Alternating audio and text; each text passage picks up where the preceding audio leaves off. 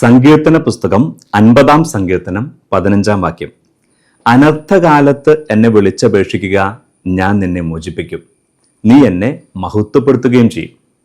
ദൈവത്തിന്റെ വചനം പറയാണ്, അനർത്ഥകാലത്ത് സങ്കടം ഉണ്ടാകുമ്പോൾ, കഷ്ടപ്പാടുണ്ടാകുമ്പോൾ, എല്ലാവരും ഉപേക്ഷിക്കപ്പെട്ടു തോന്നുന്നുണ്ടാകുമ്പോൾ, തകർന്നു പോയും തോന്നുമ്പോൾ എന്ത് ചെയ്യണം? നിരാശപ്പെടാണ്ട് ദൈവത്തെ വിളിച്ചപേക്ഷിക്കുക.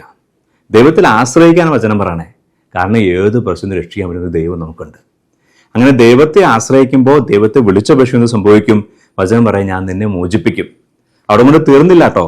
ദൈവത്തിന്റെ നമ്മുടെ ജീവിതത്തിൽ സങ്കടങ്ങളും തകർച്ചയിലും ഇടപെടുന്ന ദൈവത്തിന്റെ ഒരു പദ്ധതി, പിന്നീടുള്ള പദ്ധതിയെക്കുറിച്ച് പറയുവാണ്, നീ എന്നെ മഹത്വപ്പെടുത്തുകയും ചെയ്യും എന്ന് പറയുമ്പോൾ ഒരു വലിയ നമ്മുടെ ഉത്തരവാദിത്തത്തെ കൂടിയാണ് വചനം സൂചിപ്പിക്കുക.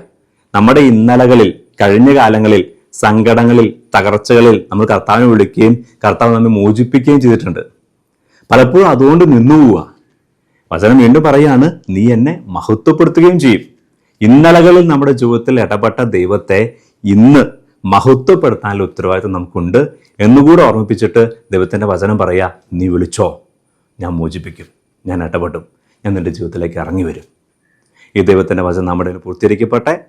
നമ്മുടെ അപകടങ്ങളിൽ, തകർച്ചകളിൽ, വേദനകളിൽ ദൈവത്തിന് ഇടപെടൽ അനുഭവിക്കാൻ നമുക്ക് സാധിക്കട്ടെ. ആ നമ്മുടെ ജീവിതത്തിൽ ഇടപെട്ട ദൈവത്തെ മഹത്വപ്പെടുത്താൻ നമുക്ക് സാധിക്കട്ടെ. ഈശോ നമ്മെ അനുഗ്രഹിക്കട്ടെ.